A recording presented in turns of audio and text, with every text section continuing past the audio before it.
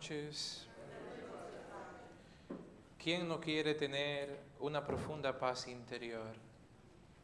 ¿Quién no quiere experimentar en su corazón bullir, latir, vivir, moverse con libertad, amplitud total, el gozo del Evangelio? ¿Quién no quiere vivir en un grado de humanidad exquisito, hondo, que sepa a gloria? ¿Quién no quiere alcanzar esa plenitud humana, espiritual, que encarna nuestro Señor Jesucristo? Si pensamos en aquello que es mejor para nosotros y que más nos conviene, todos de alguna manera lo buscamos, lo queremos, lo deseamos. Queremos plenitud, queremos felicidad, queremos paz interior, queremos gozo pleno.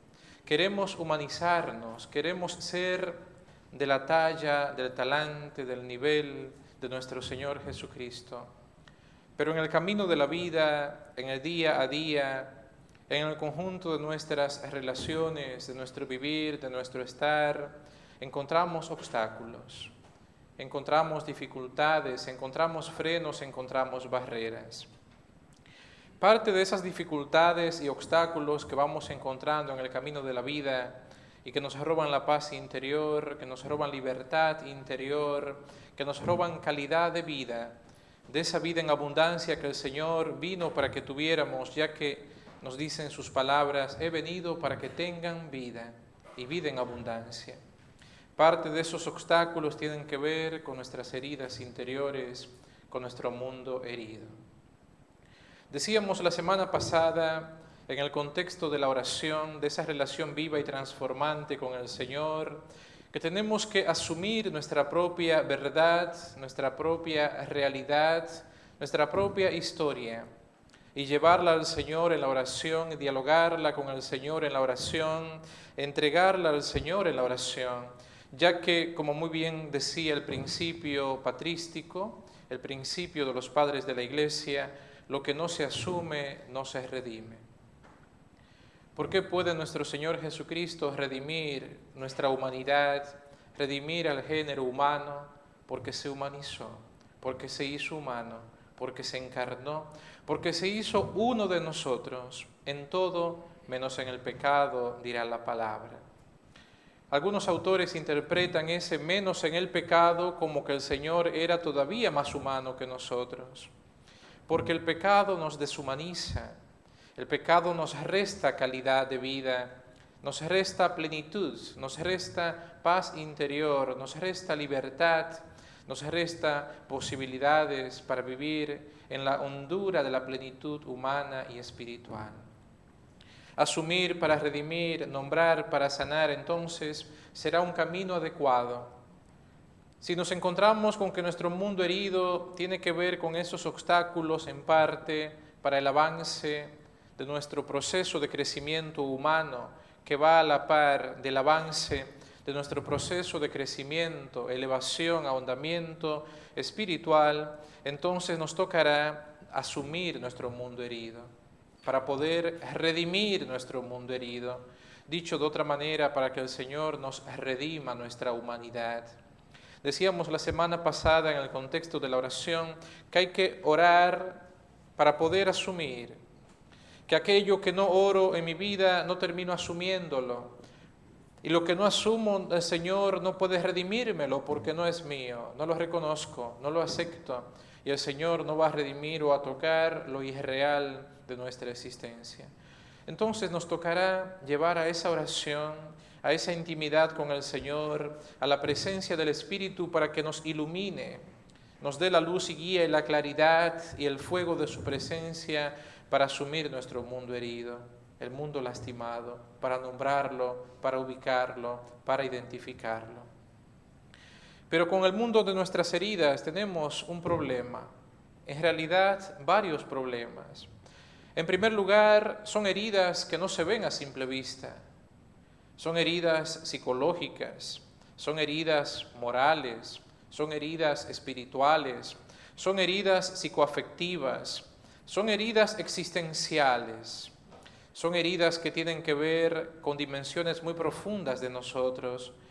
Muchas de ellas han sido enviadas a ese fondo profundo del inconsciente, a ese archivo que se espera no abrir jamás, cubierto de tela de arañas, de oscuridad, a ese fondo tenebroso, porque la memoria es muy selectiva, es inteligentemente selectiva, y lo que no puede digerir, asimilar, lo que no puede asumir y trabajar en el momento, lo manda al inconsciente, lo esconde allá abajo, lo manda a ese archivo donde espera quizás no abrirlo jamás, porque es algo que molesta, es algo que incomoda, es algo que no nos deja vivir, es como una puntilla o una piedrecilla en el zapato.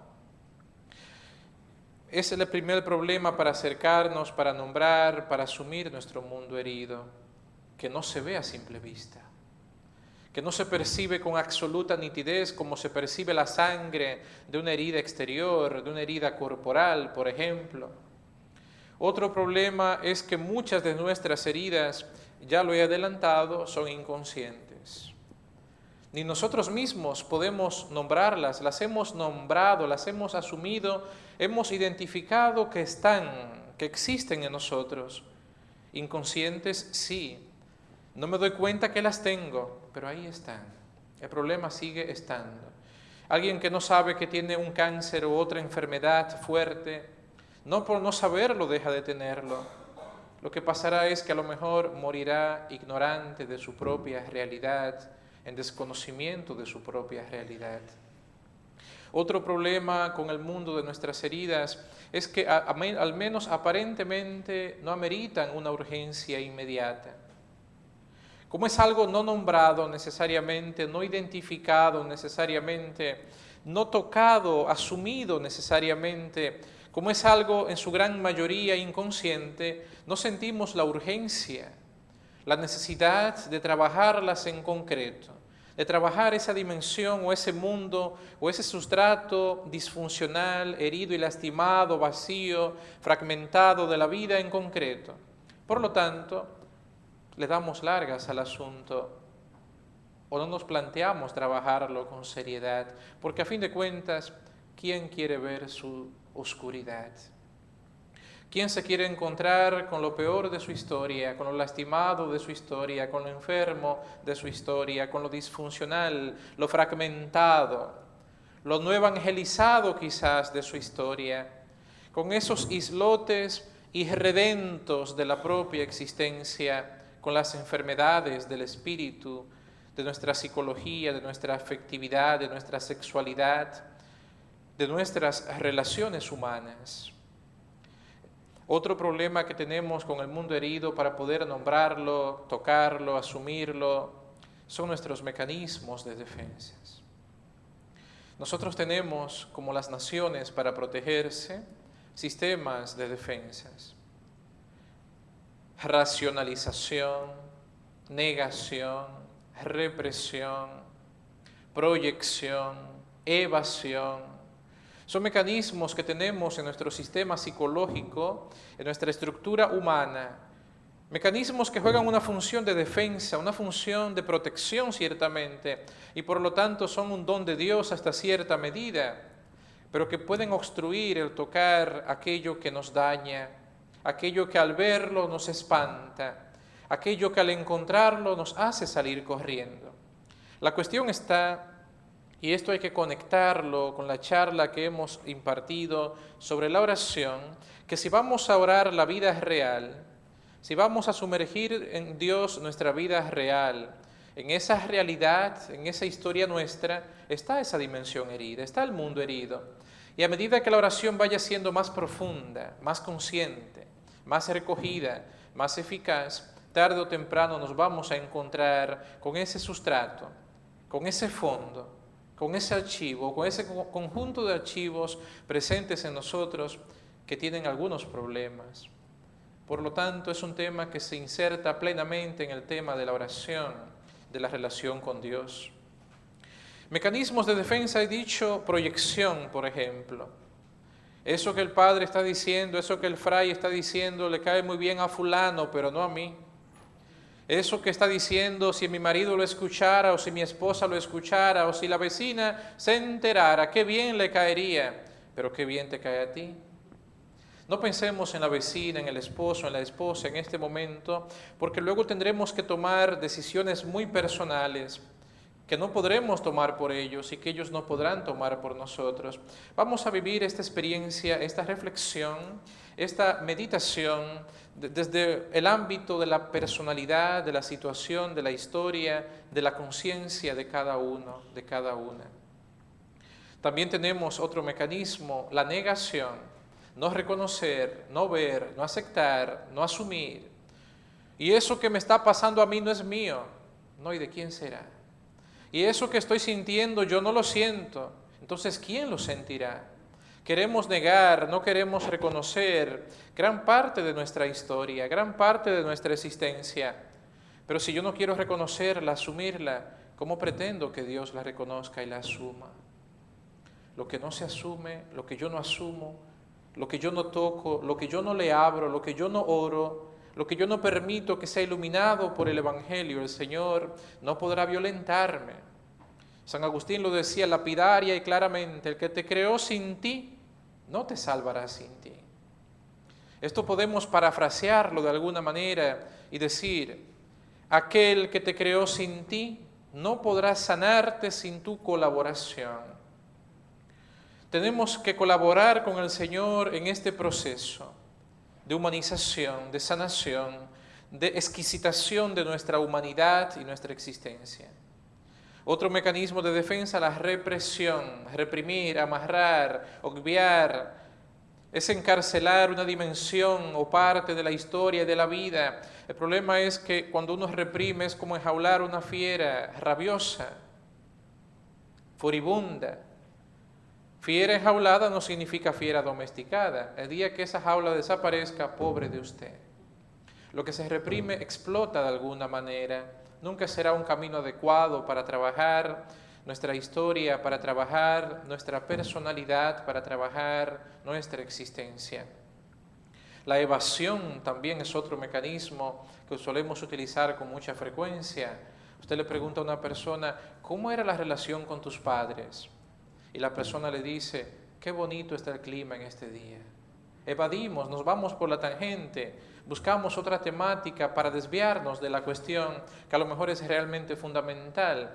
La cuestión, cuando la llevamos al ámbito racional de la existencia, también sigue estando presente. Y hasta el mismo Dios terminamos evadiéndolo.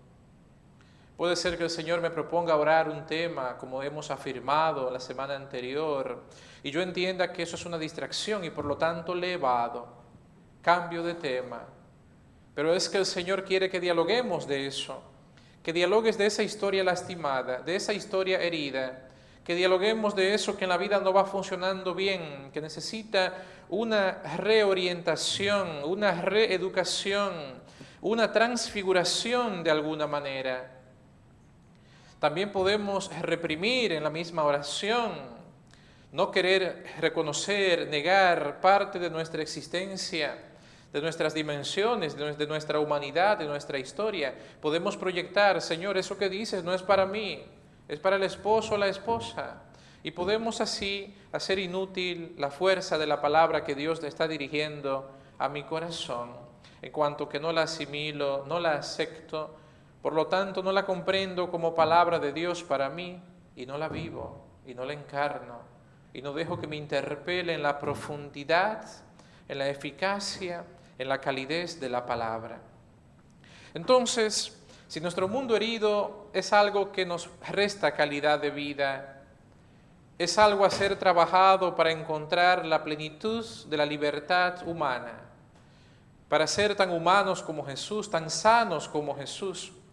Pero encontramos que tocar ese mundo no es fácil, que es un mundo que no se ve a simple vista, que en su gran mayoría es inconsciente, al menos en sus raíces más profundas. Encontramos que en nosotros inconscientemente hay todo un arsenal que se levanta para repelerlo, para no reconocerlo, para no aceptarlo. Entonces, ¿cómo acceder a ese mundo? En la película Nuestro Amor, el protagonista afirmará lo siguiente: Las heridas son heridas porque se abren, y porque se abren sangran. Dicho popularmente, delante del ahorcado no se puede mencionar lazo. Dicho en buen mexicano, lo que te choca, te checa. Llevado a la práctica y al tema que estamos hablando, la cuestión es ante qué realidades, ante qué temáticas, ante qué imágenes, ante qué temas algo me choca y me checa. Es como mencionar lazo delante del ahorcado. Algo en mí se abre, las manos a lo mejor me sudan, quiero evadir, quiero escabullirme, quiero desaparecerme, quiero enterrarme vivo, porque ese tema me interpela particularmente, porque me molesta, hay algo en mí inconsciente que un no sé qué que queda balbuciendo, como dirá Juan de la Cruz en otro contexto, un algo no nombrado, un algo extraño que me está lastimando o afectando, no sé qué, pero ya por ahí podemos intuir que algo en nosotros está pendiente, está por ser trabajado. ¿Por qué? ¿Por qué haber un tema que me inquiete de tal manera, que me dé una ansiedad tan fuerte, que me provoque una angustia tan insoportable, que haga sudar las manos, que me sumerge en un nerviosismo permanente? Ya por ahí podemos empezar a despejar todo el mecanismo, todo el arsenal, todos los escudos y caparazones que podemos tener sobre las vulnerabilidades del corazón, de la propia historia, la propia realidad y la propia vida, para no verlo, reconocerlo, asumirlo y nombrarlo. Otro criterio fundamental para tocar nuestro mundo herido lo encontramos en el Evangelio, y creo que es un criterio que es válido para poder nombrar las zonas lastimadas de la propia vida y del propio corazón. El Señor Jesús dirá: por sus frutos los conocerán. Este criterio es fundamental para discernir y encontrar las heridas de la propia vida. ¿Cuáles son los frutos? Frutos en negativo, por supuesto. ¿Cuáles son las actitudes, las reacciones? ¿Cuáles son los complejos, las compulsiones? ¿Cuáles son las dinámicas que encontramos en nosotros que pueden revelar, delatar el mundo de nuestras heridas interiores? La actitud posesiva, por ejemplo. Ser una persona absolutamente posesiva, que todo quiera atarlo, tenerlo amarrado de alguna manera. ¿Por qué querer poseer de tal manera? ¿Qué no poseímos en la historia de nuestra vida? ¿Qué se nos escapó? ¿Qué yo no controlé? La actitud de control permanente, control absoluto, querer controlarlo todo. ¿Qué se me salió de control en la vida? ¿Qué se me fue de las manos? Que yo no pude atar, que yo no pude mantener a mi lado en mi historia, y por lo tanto lo que hoy valoro quiero amarrarlo, controlarlo, poseerlo de modo extremo. A lo mejor quien se fue es el papá, el padre ausente, o la mamá, la madre ausente. A lo mejor fueron los abuelos más cariñosos del mundo, pero que les llegó su hora, la hora de ver al Señor cara a cara, y se me esfumaron de las manos como agua que se desliza entre los dedos. A lo mejor fue un noviazgo, un esposo, una esposa, una amistad, un reconocimiento, un prestigio. Cualquier realidad puede estar detrás de esas actitudes. También está la actitud de aquel que se considera imprescindible. Fíjense, todos somos absolutamente importantes. De tal manera, a tal grado, de que si el Señor no hubiese creado el universo y cuanto existe, y solo estuviera llamado a existir yo como persona humana, para mí el Señor lo crearía. El Señor crearía el universo entero solo para mí. El Señor se encarnó y se encarnaría para todos, pero se encarnaría de nuevo, se humanizaría de nuevo, solo para salvarme a mí. Si solo existiera yo en el mundo entero, el Señor estaría dispuesto a pagar el precio que sea, incluso el precio de la propia vida, solo por amor a mí. Por lo tanto, soy absolutamente importante, importantísimo, pero no imprescindible. Antes de mí la historia estaba, durante mí la historia camina, después de mí la historia continuará. Nosotros no somos redentores, el Redentor tiene nombre. Jesucristo es nuestro Redentor, nuestro Goel, el esperado de los tiempos. A veces hay personas que se creen imprescindibles en la familia, en la parroquia, en el ministerio, y que sin mí esto no funciona, pero antes de usted estaba y funcionaba. El día que usted muera, desaparezca o se vaya o le dé paso a otro liderazgo, a otra persona, si es de Dios continuará sin ningún problema. La cuestión está detrás de ese considerarse imprescindible, de ese creerse o saberse necesitado. Podemos también encontrar el mundo de nuestras heridas, de nuestros vacíos. A lo mejor es que en la familia o fui muy imprescindible y cuando no estaba no se hacía nada, o demasiado prescindible y lo mismo daba que estuviera como que no estuviera y todo seguía igual. Por eso yo ahora me empeño en necesitar que me necesiten.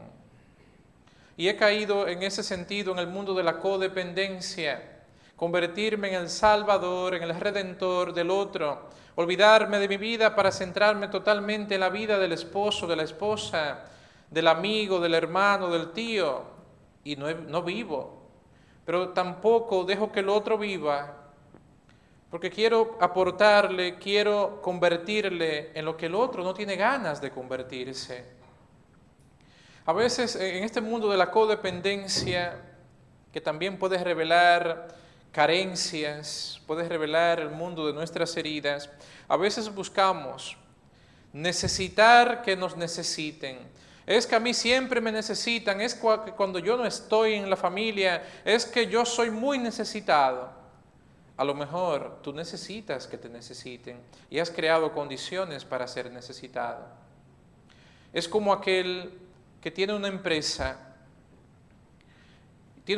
grande, tiene muchos empleados, se encuentra con un hombre en la calle, joven, que por circunstancias de la vida cayó en la droga, el alcohol, está buscando salir de esa situación, pero este empresario, vamos a decir creyente, quiere tener a ese hombre siempre como hombre, porque así practica con él la misericordia y lo utiliza como un objeto de misericordia y hace que el necesitado siempre le necesite, pero podría darle trabajo en su empresa. Es una persona que está luchando por salir y lo único que necesita quizás es un empleo, algo que le haga sentirse importante, pero no, si le doy un empleo, si lo contrato, entonces ya no me va a necesitar como marginado. Por lo tanto, lo mantengo en esa situación para hacer que me necesite. Y así aparentemente practicamos la misericordia, pero estamos en las antípodas, en el extremo opuesto de la misericordia. La cuestión está ayudar para la autoayuda, enseñar al otro a que se ayude, no mantener al otro permanentemente en una actitud en la que tenga que necesitar mi ayuda. Y a veces creamos esto en los hijos, en la esposa, en el esposo, en la familia, en la parroquia, en los movimientos. Hacemos del otro un objeto, hacemos que nos necesite y cuando nos dice con la vida, con gestos, con circunstancias, no te necesito en esto, yo puedo hacerlo, nos molestamos. Caemos en esa dinámica infernal, por decirlo de alguna manera, en cuanto que enfermiza del mundo de la codependencia. Cuando tenemos una actitud, una hostilidad flotante y lo más mínimo nos molesta de un modo desproporcionado, eso puede revelar un mundo herido. Hermana, ¿cómo está? ¿Y a ti qué te importa cómo yo estoy? Siempre tiene que estarme preguntando para que te diga que estoy mal, etcétera, etcétera. Es una actitud desproporcionada, solo te pregunté cómo estabas. Eso se da muchísimo, lo saben ustedes, en los matrimonios, en las familias, en los grupos. Que un día una persona se moleste y tenga una reacción, una actitud desproporcionada, un día, un momento, es más que comprensible. Pero que sea una actitud permanente, es cuestionable, es revisable. Hay que prestarle atención urgentemente. Cuando somos hipersensibles a la crítica y la más mínima crítica, una de dos, o nos lleva a una cama deprimidos porque mira lo que me han dicho, qué cosa más grande. Solo te hicieron una observación pequeña, no es el fin del mundo, la vida sigue, pero no, que ya no valgo nada, que ya todo se me derrumbó, me he hecho una cama a morirme. Eso está hablando de una autoestima herida, lastimada. O la otra actitud de aquel que es hipersensible a la crítica, la explosión colérica, explotar, ofender, insultar, humillar, denigrar al otro. O aquella persona también que tiene una indecisión crónica, nunca se decide por nada, o tiene una indecisión permanente. Aquella persona que solo sabe comunicarse con los demás en un grado de superioridad o un grado de inferioridad, pero nunca como iguales, de tú a tú. ¿Por qué? Eso puede gritar a un mundo herido. Y así muchísimas actitudes pueden accedernos el paso al mundo de nuestras heridas. Pero quiero bajar a un fondo más hondo. Quiero hablar de las heridas de nuestro espíritu, del espíritu humano, de nuestras profundidades. San Juan de la Cruz llamará espíritu, hablando del espíritu humano, a lo que a partir del siglo XVIII se entiende en la psicología por las facultades del psiquismo humano, más o menos, por ahí va la cosa. Juan de la Cruz dirá que nuestro espíritu tiene 3 potencias, 3 facultades, 3 dimensiones, 3 ámbitos, si se quiere. Entendimiento, capacidad cognitiva, capacidad de pensar, razonabilidad. Tiene en segundo lugar memoria, la propia identidad, la propia historicidad, los recuerdos, etc., lo que nos da una identidad en un proceso histórico. Y también nuestro espíritu tiene voluntad.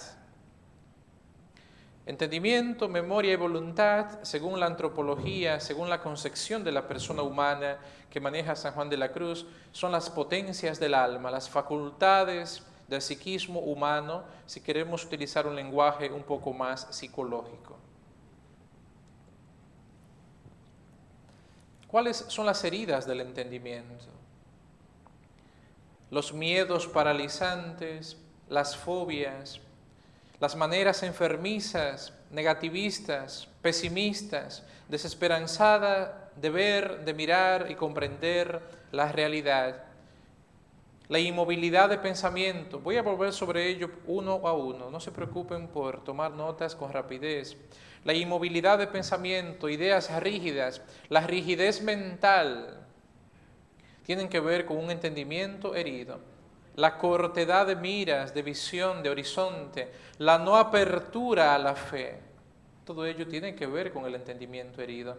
En primer lugar, he dicho miedos paralizantes. Hay un miedo que en realidad no es malo. Hay un miedo que en cierto sentido es un don de Dios. ¿En qué sentido? En el sentido de que tiene una función de protección para nosotros. El miedo nos advierte de que algo es peligroso, que por ahí no pasemos. Cuando veo una fiera rabiosa, un lobo, un perro rabioso, me acerco, me ladra, tengo miedo. Ese miedo me está diciendo, cuidado, que muerde. Tiene una función de protección. Si hay un fuego que todo lo arrasa y todo lo quema, el miedo me dice, cuidado, por ahí no se pasa, eso quema. Me protege de alguna manera, es un mecanismo de protección. Pero cuando enfermamos en el entendimiento, cuando la mente va enfermando, sucede que ya pasamos del miedo normal a un miedo que es una enfermedad, que es una herida del entendimiento. Es el miedo que paraliza. Es el miedo que es un salto lógico. El salto lógico lo que hace es, de una situación concreta, infiere, saca la consecuencia de que siempre pasará lo mismo. Pongo ejemplo. Entra una persona a este lugar, me apunta con un arma de fuego. Yo que no soy un Superman o un superhéroe, tengo miedo, tiemblo. Y si veo que va a disparar de manera inminente, uno hasta se orina en los pantalones. Ese miedo es normal. Ahora, sería un problema y una herida del entendimiento cuando yo saque la siguiente conclusión. Vino, pasó eso, pero no disparó, al final se arrepintió, se fue. Si yo saco la siguiente conclusión, ya tengo un problema. La conclusión sería, siempre que yo salga de mi casa, o siempre que yo vaya a Siloé, o siempre que yo esté en los alrededores de Casa Caná, o en un ambón, un atril hablando, va a entrar alguien y me va a apuntar con una pistola, por lo tanto yo no salgo de mi casa. Me paralizó. hay un entendimiento, una mente herida. Eso está en mi mente. Mi mente tiene problemas. Tengo que sanarlo, tengo que superarlo, porque no siempre me va a pasar eso. Las fobias tienen que ver con el mismo mecanismo. Son una maquinación mental, una proyección mental, una generalización lógica, un salto lógico. Por ejemplo, la claustrofobia. Una muchacha contaba, sufría de claustrofobia, que un día jugando a las escondidas en la habitación de sus padres, en la casa de los padres, se entró al closet, al armario de la habitación de los padres, un primo le puso llave por fuera y en un espacio de oscuridad, en un espacio con poco aire, con poca ventilación, tuvo varias horas para que la sacaran, la encontraran. A partir de entonces, siempre que estaba en un lugar a solas, a oscuras y con poco aire, repetía la misma experiencia, las manos le sudaban, esperaba lo peor, pensaba que era el final, se angustiaba, una ansiedad permanente, claustrofobia. Es una herida del entendimiento. O aquel muchacho que decía, yo tengo un miedo atroz a hombres entre 40 y 50 años de edad. Esa era su fobia. Un hombre entre 40 y 50 años de edad. ¿Por qué? Porque cuando él iba creciendo, él solo recuerda 10 años que convivió con su papá. Cuando su papá tenía entre 40 y 50 años de edad, el papá murió con el alcoholismo, la drogadicción, etcétera, a los 50 años de edad. Él recuerda que su papá en esa edad, durante esos 10 años, le humillaba, le gritaba, le maltrataba, le ofendía. Luego, muere el papá, crece el muchacho, pero siempre que veía a un hombre que él calculaba que tenía más o menos esa edad o alguna característica similar a la de su padre, repetía la misma ansiedad, la misma angustia, el mismo miedo, el mismo temor. Un entendimiento herido, un entendimiento enfermo. Hay personas de las que nosotros decimos, fulano tiene una mente enferma. Pues ciertamente la mente se puede enfermar, el entendimiento se puede enfermar, o tú tienes una mirada enferma, la mirada es expresión de lo que entendemos. A veces nosotros decimos popularmente, ahora lo veo claro. Estoy hablando literalmente de ver, no de que ahora lo entiendo claro, de que ahora mi mente lo percibe con claridad. O si no, tengo una visión completa de conjunto de la realidad. ¿Estoy mirando la realidad? No, en mi mente tengo un esquema estructurado. Entonces, esa mirada enferma revela una mente, un entendimiento enfermo. La mirada puede significar y puede expresar enfermedad, disfuncionalidad, cuando es una mirada que solo ve lo negativo, lo malo, lo dañino, lo pesimista de todo. Solo lo malo y lo peor de todo y de todos. Y uno le dice, pero mira qué gente más buena, más servicial. Sí, pero tú no le has visto la otra cosa. Y siempre andamos buscando la parte negativa, que puede ser real, pero puede no serlo. La cuestión no está en que en una corrección fraterna yo me siente con el otro y le haga ver que algo a lo mejor puede cambiar, le haga caer en la cuenta, pensar, reflexionar. Eso es absolutamente válido. Pero siempre ver y solo ver y no ver más que lo negativo del mundo, de la historia, de un país, de una zona, de una cultura, de una generación, de un esposo, una esposa, unos hijos, alguien concreto, relata una mente enferma, revela una mente enferma, está delatando que algo en nosotros necesita una sanación en cuanto a nuestra percepción de la realidad. A veces pensamos que ver lo negativo, lo no evangelizado, por decirlo en un lenguaje que se suele utilizar mucho, lo perdido del mundo, pensamos que quien ve solo eso y no más que eso, se está comportando como creyente. Es lo contrario. Se comporta como creyente aquel que tiene una mirada de la realidad tal, que sabe ver el mal que hay presente, porque lo hay, pero que también sabe descubrir la presencia de Dios, del Espíritu y de su gracia en el mundo, en la familia, en el matrimonio y en la realidad. La mirada creyente no es la de aquel que ve solo lo malo. Esa es una mirada que puede ser atea, un ateo puede verlo. El demonio puede ver lo malo y buscarlo y propiciarlo.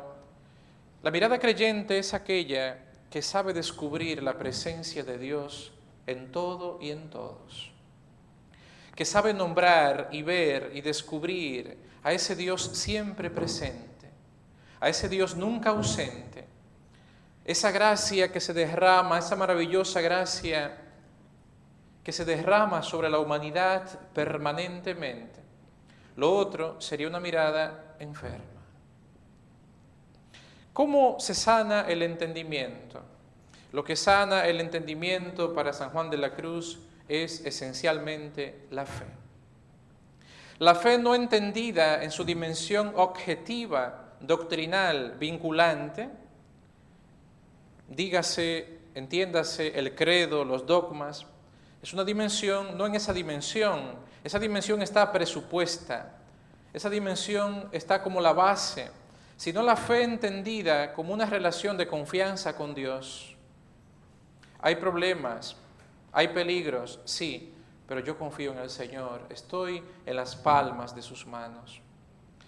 Esa fe, ¿cómo se llega a esa confianza, a esa relación de confianza que es capaz de transformar nuestra mirada, de esa metanoia? Metanoia es la palabra griega para hablar de conversión y significa literalmente cambio de mentalidad, un cambio de mente, un cambio de mirada, un cambio de visión, pensar distinto. La metanoia implica un cambiar de actitudes, de esquemas, de mirada, comprendernos de otra manera.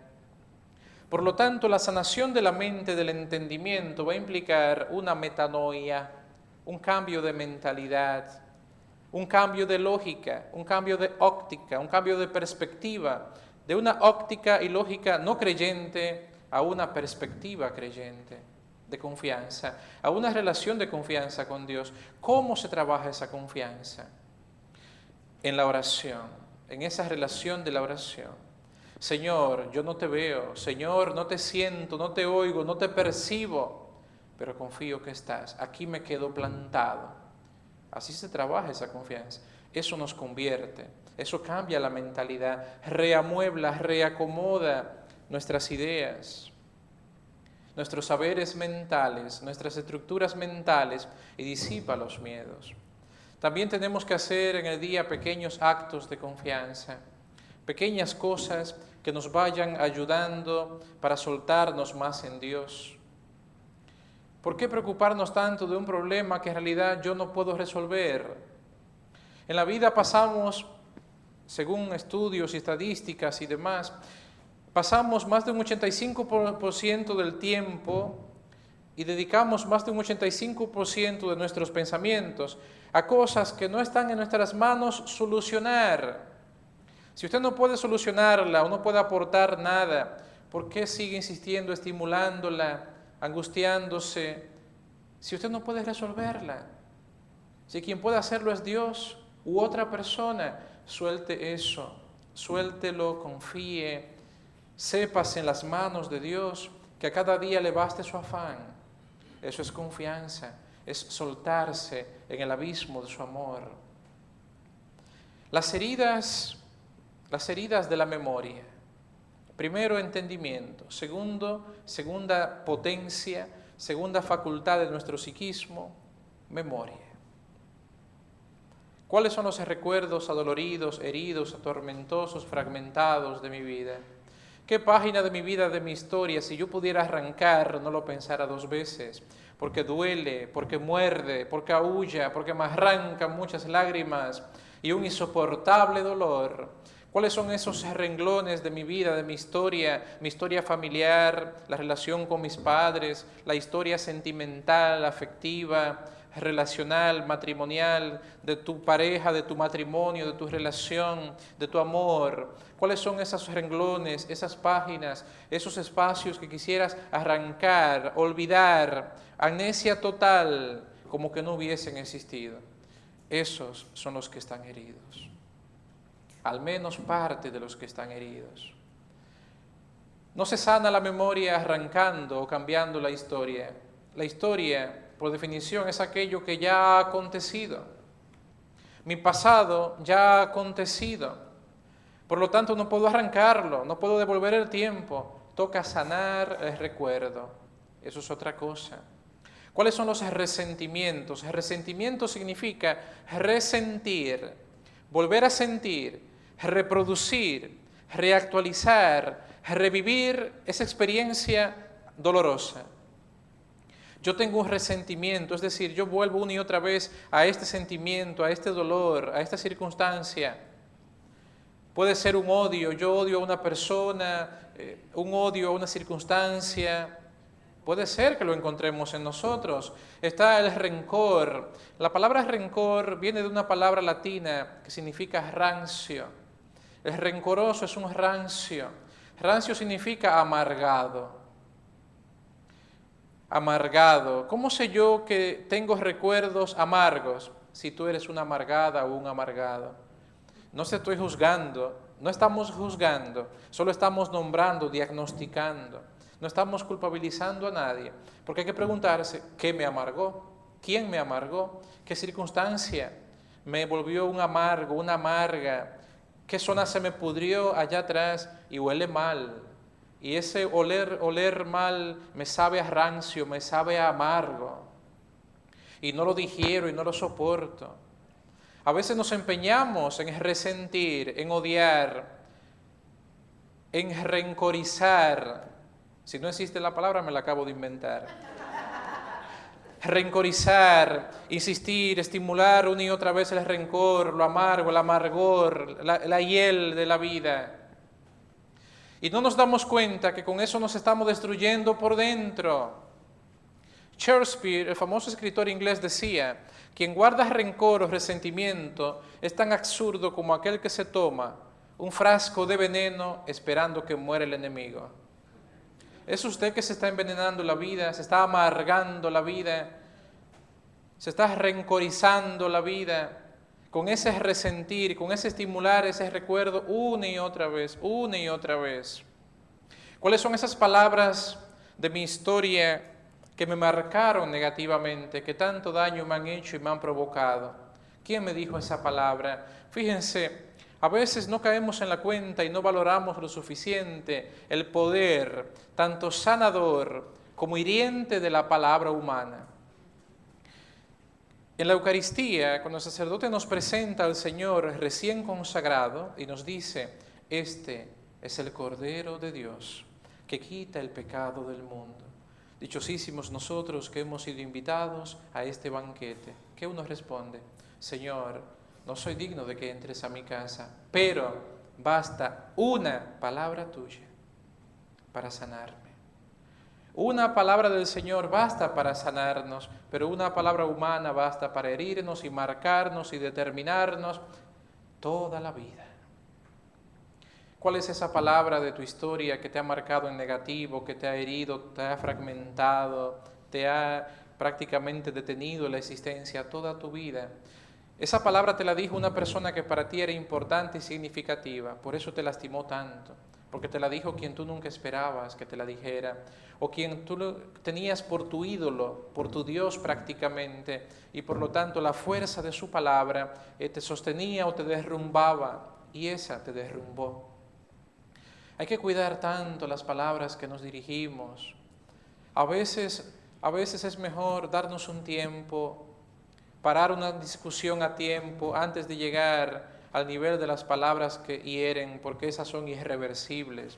Una vez escuché a alguien decir que las palabras son como las pedradas, que una vez que se lanzan solo hay que buscar el golpe. Después que yo lanzo la pedrada a alguien, no puedo decir: piedra, devuélvete. Ya el otro está en el suelo, sangrando, está de emergencia, está herido. ¿Cómo sanar la memoria? ¿Cómo sanar la memoria? Aquí se aplica un principio. El principio es: lo que te hiere, te sana. Donde está el problema de la herida, hay que buscar la solución de la herida. Una memoria solo se cura con otra memoria en la dinámica de sanación interior profunda que nos propone San Juan de la Cruz. San Juan de la Cruz escribió unos versos, una redondilla, en la que aparecen los 4 pasos para la sanación de la memoria. Allí dirá: olvido de lo criado, memoria del Criador, atención a lo interior y estarse amando al amado. El primer paso para sanar la memoria es olvido, olvidar. Pero ¿qué decimos cuando decimos olvido? No decimos perder memoria, no. Yo no puedo decir, yo decido perder mi memoria. No, no es por decreto que la cosa sucede. Olvido de lo criado, el olvido pedagógico, terapéutico que nos propone Juan de la Cruz es no estimular el recuerdo adolorido, no alimentarlo, es decir, no resentir, no volver una y otra vez a ponerme en circunstancia, a recordármelo una y otra vez. Si usted sabe, esposa, que su esposo le fue infiel o hubo un problema de infidelidad en el matrimonio, no ponga todas las tardes a Paquita la del barrio, que cantando Rata Inmunda no se va a ayudar. Olvido, no estimule el recuerdo, no ponga películas que traten de ese tema y una y otra vez. No alimente eso. Déjame poner esa canción que me revive y me recuerda todo. ¿Qué mal te quieres hacer a ti misma, a ti mismo? ¿Por qué te odias tanto? ¿No te das cuenta que te estás destruyendo con ese resentir, reactualización?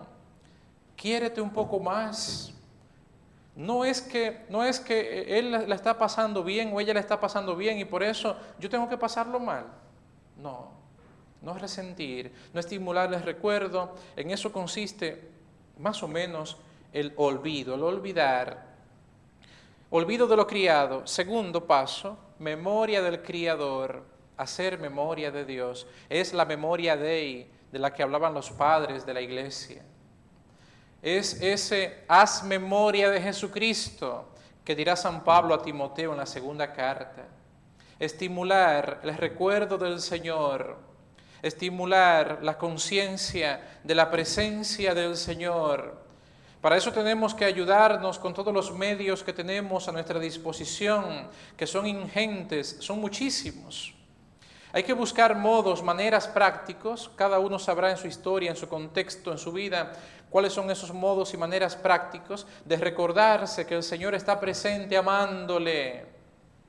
Lo que te hiere te cura, si lo que te hiere es un recuerdo, otro recuerdo, el de Él, el recuerdo de su amor, el recuerdo de su presencia, es lo que ha de curar tu memoria y abrirte a la esperanza. Es la esperanza la que cura en definitiva la memoria. Así como la fe cura el entendimiento, lo trasciende, lo eleva, lo exquisita y lo planifica, lo humaniza y lo diviniza en todo caso. Haz memoria de Jesucristo, olvido de lo criado, memoria del Criador. Tercer paso, atención a lo interior. Si queremos sanar en profundidad, no podemos quedarnos fuera, hay que ir a lo profundo, hay que meterse dentro.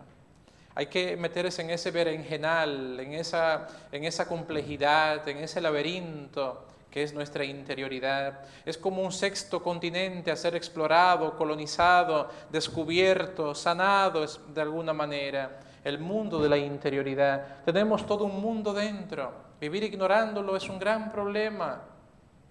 Es una gran necedad. No nos ayuda a vivir ignorantes de nosotros mismos. ¿Cuántas veces en mi vida yo he hecho conciencia de mi mundo interior, de mi interioridad? Pero esa atención a lo interior es una atención orante. Atención a lo que estoy diciendo. Se trata de decir al Señor cada día, Señor, ven, hagamos un paseo por mi mundo interior. Acompáñame, ilumíname en el laberinto de mi corazón. Porque si entramos solos, sin el Señor, o con una técnica alternativa, sea cual sea, podemos caer en desesperanza.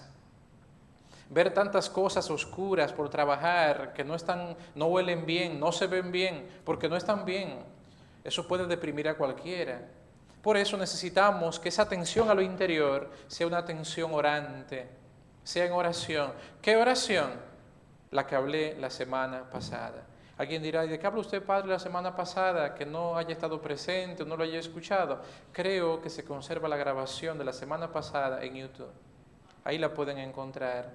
O si no, pueden buscar en EWTN también, en una entrevista que hizo Pepe para Nuestra Fe en Vivo, Pepe Alonso. Ahí hablamos de esa oración. o en los retiros que impartimos frecuentemente en la casa de oración o en Radio Paz, hemos hablado de cuál oración es esa que nos ayuda a interiorizarnos, prestar atención al interior. Santa Teresa de Jesús en el libro de las moradas del castillo interior dirá: la puerta para entrar en este castillo que somos nosotros es la oración. ¿Qué oración? Esa que nos toca por dentro, que va más allá de la epidermis de la existencia. Primer paso para sanar la memoria: olvido de lo criado. Segundo, memoria. Primero es olvidar, segundo es recordar. No estimular el recuerdo dolorido, estimular el recuerdo de Jesucristo. Haz memoria de Jesucristo, como lo dice Pablo a Timoteo en la segunda carta. Tercero, atención a lo interior. Cuarto, estarse ahí quieto, quieta, amando al amado. Dejarse amar. Recuerden que la semana pasada les hablé de que mi decisión fundamental para ser un orante al estilo teresiano es estar. Decidir estar, crear el hábito, crear un espacio diario mínimo, innegociable, para estar despierto, en atención amorosa conscientemente, en recogimiento, centrado en la presencia de Dios.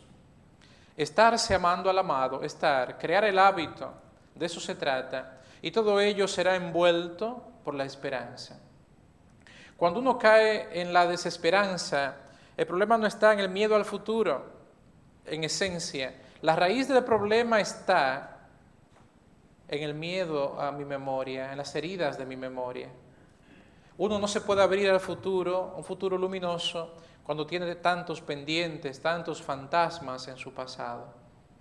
Juan de la Cruz dirá: esperanza de cielo, tanto alcanza cuanto espera. ¿Qué yo espero?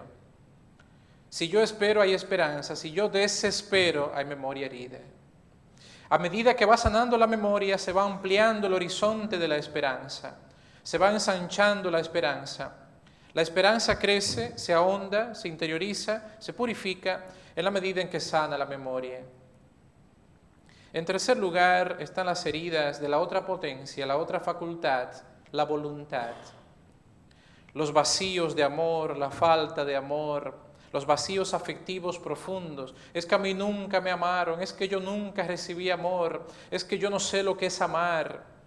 Juan de la Cruz dirá que los deseos enfermos, eso que él llamará en su lenguaje apetitos desordenados, eso hay que traducirlo por deseos enfermos o adicciones o apegos o fijaciones, etc.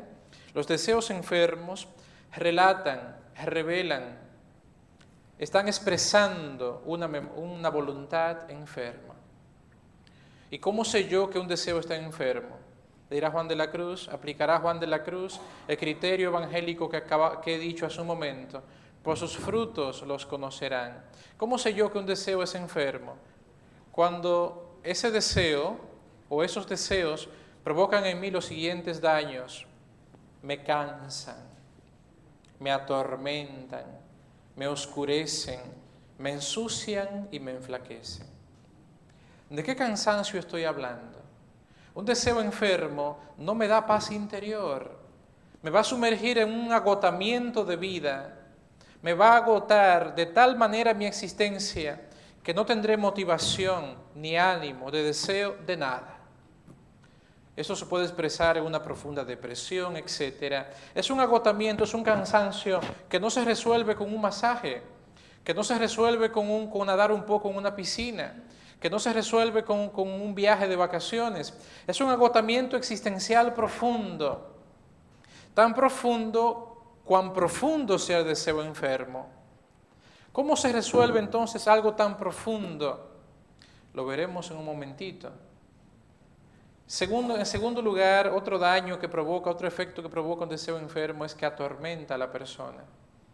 La persona no tiene paz interior, vive en un tormento permanente, en una guerra permanente, en una tensión permanente, en una lucha de contrarios permanente, y parece que la mente y que el corazón se desgarran, parecen como si dos caballos tuvieran amarrado dos pedazos del corazón y cada uno tirara en dirección contraria. Esa tensión, esa angustia, esa ansiedad permanente, ese tormento, ese infierno de vida permanente. delata deseos enfermos, una voluntad enferma, una voluntad que hay que trabajar de alguna manera. A veces decimos, fulano no tiene fuerza de voluntad. ¿Por qué? ¿En qué no tiene fuerza de voluntad? En eso que no la tiene hay algo que puede estar enfermo. Hay que prestar atención. En tercer lugar, dirá Juan de la Cruz que un deseo enfermo oscurece a la persona. La persona, dice el Santo Padre Juan, puede tener la verdad delante y no la ve. No la ve, está ciego, está ciega. Su deseo le ciega. Y el problema es que son los deseos enfermos, son como unos hijuelos inquietos, dirá Juan de la Cruz, que hasta que no se comen a la madre, entiéndase nosotros, nuestra voluntad, no descansan. Y que mientras más le damos, más piden. Recordemos que estamos hablando de adicciones, de apegos, de fijaciones, de codependencias, de apetitos desordenados, el lenguaje de Juan de la Cruz. En cuarto lugar, ensucian a la persona. Entonces decimos, ¿qué persona que tiene el corazón sucio, tan sucio? ¿Por qué? ¿Qué hay en ese corazón que decimos que está sucio? Un deseo enfermo ensucia el corazón. No permite vivir la misericordia, la caridad, lo insensibiliza, puede insensibilizar el corazón para aquellos que les rodean, porque el corazón anda por otro lugar. En quinto lugar, un deseo enfermo enflaquece a la persona, la debilita, le quita toda fuerza, todo ánimo. ¿Cómo se sana la voluntad? ¿Cómo se sana un deseo? ¿Cómo se sana un afecto? Un afecto solo se sana con otro afecto mayor. Un deseo solo se sana si hay un deseo mayor. Solo se sana la voluntad si hay una voluntad mayor de por medio. ¿Cuál es el amor capaz de ser mayor que cualquier amor enfermo? El amor mayor del bien mejor, estar enamorados de Dios. Por eso Juan de la Cruz dirá, ¿cómo empezamos este proceso? Dirá, primero, enamórese de Jesucristo, afíciese de Jesucristo, como diríamos en dominicano, encántese con Jesucristo. ¿Y cómo yo puedo enamorarme del Señor de tal manera que ese amor sea más fuerte que cualquier otra circunstancia enferma? Que Él pueda llenar el vacío que yo tengo de afecto, de amor en mi vida, como nunca antes lo he llenado y como no lo estoy llenando en la vida práctica. ¿Cómo yo encuentro ese amor? Póngase donde el capitán le vea. Volvemos una vez más a esa oración de la que hemos hablado.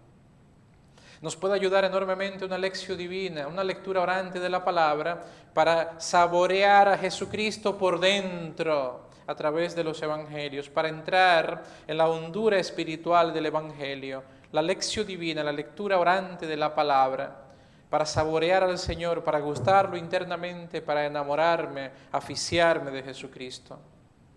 Necesitamos ese amor mayor, de ese bien mejor, porque un afecto solo lo cura un afecto mayor. Necesitamos esa pasión por el Señor. Los padres de la iglesia hablaban del ser humano, decían que el ser humano es un desiderium Dei, un deseo de Dios. Juan de la Cruz dirá en el dicho de Luz y Amor número 15, niega tus deseos y hallarás lo que desea tu corazón. Deseos en plural significan deseos enfermos. Trabájalos, niégalos y hallarás lo que desea tu corazón, que es Dios. San Agustín lo vivió de manera muy clara, muy profunda, muy humana, muy encarnada, buscando en deseos llenar su corazón. Y tarde se dio cuenta, aunque nunca es tarde, porque fue en el momento justo de la gracia para su vida. Era el momento de Dios para su vida, el momento en que su vida se abrió a Dios. Se dio cuenta de que hemos sido hechos para Dios, creados para Dios, y que el corazón, la voluntad, estarán vacíos e inquietos hasta que descansen en Él. No se cura un afecto, no se supera un afecto por un decreto. Yo no puedo decretarle a alguien y decirle, te decreto, te mando que te desenamores. No. Te mando que superes esta adicción. No, ahí es que agarra gusto la adicción a lo mejor, o el apego, o la fijación. La idea está en presentarle un amor mayor y hacer que se enamore de ese amor mayor a través de un retiro, a través de su oración, a través de, usted póngale a esa persona una charla de vez en cuando, que le escuche como que no quiere la cosa, que alguna palabrita le cale, tírele anzuelitos espirituales y que algo le vaya calando de alguna manera. Y cuando el Señor le agarre, le enamore, le apasione, habrá que tenerle miedo a esa persona porque se puede fanatizar, se va al otro extremo. Entonces habrá que acompañarla para llegar a la armonía, al equilibrio de una vida equilibrada, de una fe razonable, de una fe de una persona normal, tan normal como normal era nuestro Señor Jesucristo. ¿Cuál es el primer paso para sanar? Sea cual sea la herida, querer sanar. El Señor Jesús en el capítulo 5 del Evangelio de Juan, versículos 5 y 6, Juan 5, 5 y 6, le pregunta a un enfermo que llevaba 38 años enfermo, ¿quieres curarte? Parece hasta estúpida la pregunta. ¿Por qué el Señor le hace esa pregunta? Porque nosotros, como quedamos implícito, damos por hecho que todo el mundo quiere sanar. Eso no me queda tan claro. Porque a veces nos acostumbramos tanto a estar enfermos, o tenemos tanto miedo a tocar la herida que está enferma, que hay que sanar, que preferimos no tocar esa tecla porque pensamos que nos hundimos. Esa persona que dice, yo nací así, así moriré, así soy, así seré, ni cree en la sanación, ni cree en la conversión. Por lo tanto, la pregunta es necesaria. ¿Tú de verdad quieres curarte? Tienes que tomar la decisión de hacer ese proceso, decidirlo. En segundo lugar, no quieras solo sanar. Busca, pretende, determínate, decide convertir esa herida en una perla preciosa. ¿Cómo se forma una perla preciosa? Un cuerpo extraño, un granito de arena, por ejemplo, hiere una ostra. La que cubre con nácar, con cristales, esa herida, eso con el tiempo se va solidificando, esa solidez toma forma hermosa, y ahí una perla preciosa. Todo comenzó como una herida. ¿Cómo puedo yo hacer de mi herida una perla? Dicho en un lenguaje popular, común y corriente, ¿cómo puedo yo hacer de la necesidad virtud? Pregúntaselo al Señor, disciérnelo, piénsalo y óralo. Primero, decide sanar o que el Señor te sane.